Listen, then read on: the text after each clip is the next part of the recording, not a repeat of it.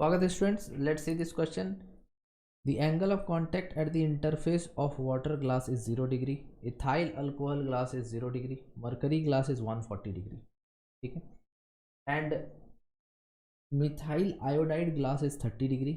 A glass capillary is put in through trough containing one of these four liquids. It is observed that the meniscus is convex. The liquid in the trough is. Okay, so let's see. देखो, सबसे पहले यहाँ पर ये समझो कि ये जो डायग्राम तुम यहाँ देख रहे हो, इसमें अगर हमने मरकरी डाल दिया तो इसका जो फ्री सरफेस है वो कुछ ऐसा शेप बनाता है. ठीक है. वही अगर सपोज करो कि हम यहाँ पर पानी डालते तो उसका जो फ्री सरफेस होता है वो ऐसा शेप बनाता.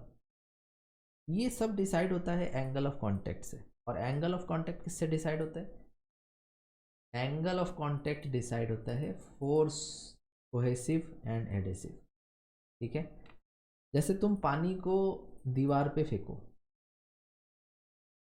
तो पानी दीवार के लेयर पे चिपक जाए, लेकिन मरकरी को अगर दीवार पे फेंकोगे तो मरकरी दीवार के लेयर पे नहीं चिपकेगा. मरकरी एक नॉन वेटिंग लिक्विड है, पानी एक वेटिंग लिक्विड. मरकरी एक नॉन वेटिंग लिक्विड है तो दीवार को गीला नहीं कर रहा है. पानी एक वेटिंग लिक्विड है. तो जब तुम्हारा पानी और ग्लास का बात करते हो तो उसमें दोनों के बीच का जो फोर्स है एडेशन तो ज़्यादा है. लेकिन जब तुम मरकरी और ग्लास का बात करते हो तो उस केस में मरकरी के बीच का जो कोहेसिव फोर्स है वो ज़्यादा है. और इन्हीं फोर्सेस से एंगल ऑफ कांटेक्ट डिसाइड होता है कि कौन ज़्यादा है कौन कम. तो मरकरी के केस में एंगल ऑफ कांटेक्ट जो होता है वो greater than 90, obtuse that is 140 है. और अगर लेस देन 90 होता तो वो नॉन वेटिंग लिक्विड की कैटेगरी में आ जाता. जैसा कि वाटर में हम देख पा रहे हैं, वाटर में अगर तुम प्योर वाटर लेते हो ना तो 0 डिग्री होगा. बट नॉर्मल वाटर थोड़ा सा इम्प्योरिटीज़ वगैरह तो उसमें थीटा का वैल्यू थोड़ा 7-8 डिग्री के आसपास होता है. तो मान के चलो हम 7-8 डिग्री वाला तुमको बता रहे हैं. तो पानी वाले में ऐसे टेंजेंट सरफेस का और ग्लास का सरफेस का टेंजेंट ऐसे, और इसके बीच में जो एंगल बना वो एंगल ये वाला. ये angle is less than 90, acute angle.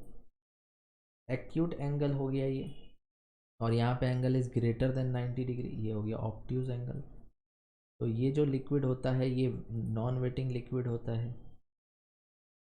कैसा लिक्विड होता है? नॉन वेटिंग लिक्विड होता है. और ये जो लिक्विड होता है ये वेटिंग लिक्विड होता है. ओके, तरह से. अब शेप की बात करते हैं. शेप देखो, इसमें जो कन्वेक्स है वो अपवर्ड है, कन्वेक्स अपवर्ड, कनकेव डाउनवर्ड्स. इसमें कनकेव अपवर्ड्स है और कन्वेक्स डाउनवर्ड्स.